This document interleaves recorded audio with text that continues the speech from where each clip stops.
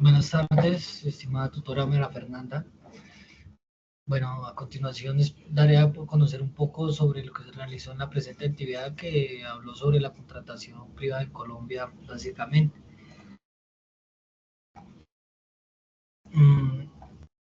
Aquí, aquí se habló, bueno, primero los contratos civiles, sobre el tipo de contratos. Uno es el contrato civil. Dentro de este están los contratos nominados e innominados. Los nominados sí son regulados específicamente por el Código Civil, donde está el contrato de compra-venta, que aquí se acuerda un acuerdo donde hay una transferencia de dinero por un bien. El contrato de arrendamiento sí es lo mismo, pero es por un cierto tiempo. Eso sí, la propiedad no pasa de la otra persona, sino solamente puede utilizarla por cierto periodo. El contrato de donación, sí el dueño de manera gratuita da el bien a otra persona.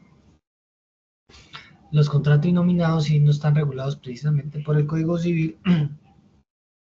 Sin embargo, sí hay que respetar la ley y la moral. Está el contrato de permuta, que es al igual que el de compraventa, hay un intercambio, pero no es por dinero, sino por otro bien, un valor similar a lo que se vende. El contrato de franquicia también aquí es como el beneficio de explotar un negocio con ciertas condiciones y pues los beneficios que se van a obtener.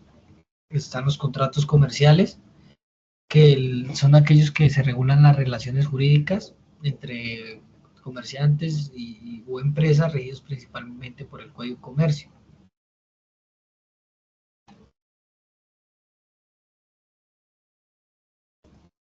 Eh, está dentro de los contratos comerciales está el contrato de compraventa mercantil, que, que aplica operaciones comerciales entre empresarios cuando, por ejemplo, yo, yo compro un bien para venderlo a otro valor y para recibir una utilidad.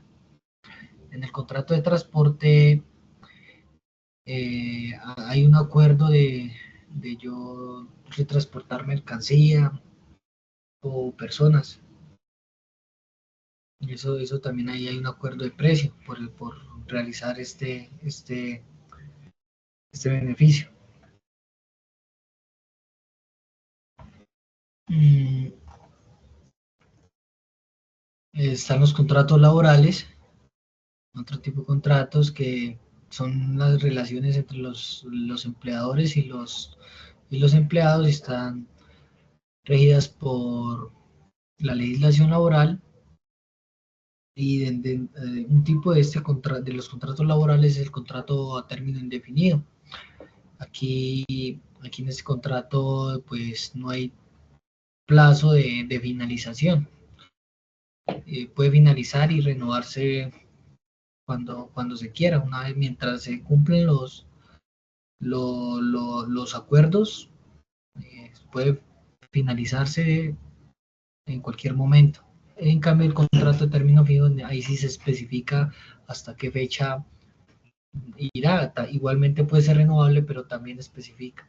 El contrato por obra o labor es cuando, un ejemplo es cuando, por ejemplo, una casa, un maestro la construye, se hace un contrato de entregarla en obra blanca, por ejemplo. Ese es un contrato por obra o labor. Están las fuentes de derecho, que para los contratos privados, las fuentes de derechos está el Código Civil, el Código de Comercio y la legislación laboral. Hay también, cuando no se cumplen los contratos, hay consecuencias. Dentro de estas consecuencias está, en los contratos civiles, una consecuencia sería la indemnización por daños o perjuicios. También está la resolución del contrato, se puede disolver el contrato, o también se puede exigir cumplimiento forzoso del contrato. En los contratos comerciales, una consecuencia sería la indemnización por los daños y perjuicios. La parte afectada puede reclamar las pérdidas de las ventas daños a la reputación. También una consecuencia en los contratos comerciales son los intereses moratorios, la resolución del contrato y daños, también se puede disolver el contrato. En los contratos laborales, las consecuencias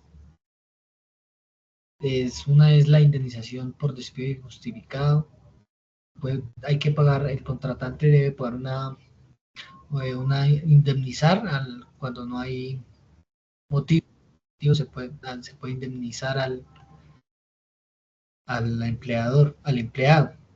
También se tiene que reintegrar muchas veces, pues, o se indemniza o se reintegra cuando no hay una justificación. También hay sanciones administrativas para la empresa por no cumplir el pago de los salarios y beneficios a los empleados. Bueno, los principios aplicables a estos contratos privados, un principio general de los contratos privados, uno sería la autonomía de voluntad, que son libres, las dos partes son libres de establecer las cláusulas y las condiciones del contrato, siempre que no contravengan la ley, la moral o el orden público. Hay consensualismo, por ejemplo, como cuando en el consensualismo un ejemplo sería que como en muchos contratos civiles, como el arrendamiento del acuerdo verbal es suficiente para que el contrato sea válido, no necesariamente escrito, lo mismo que buena fe, que de buena fe también se puede realizar estos contratos, con honestidad y lealtad y verbalmente, o de fuerza obligatoria también puede ser un principio general de los contratos privados.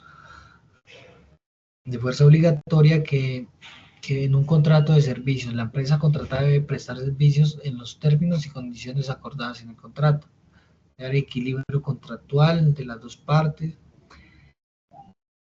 principios específicos de los contratos civiles, protección al consumidor para pues, protegerlo de engaños, solidaridad y comprensión, tiene que haber en las dos partes cuando, por ejemplo, hay en la contratación de construcción de una vivienda, resultan extras, cosas imprevistas, el contratante debe de manera voluntaria, eh,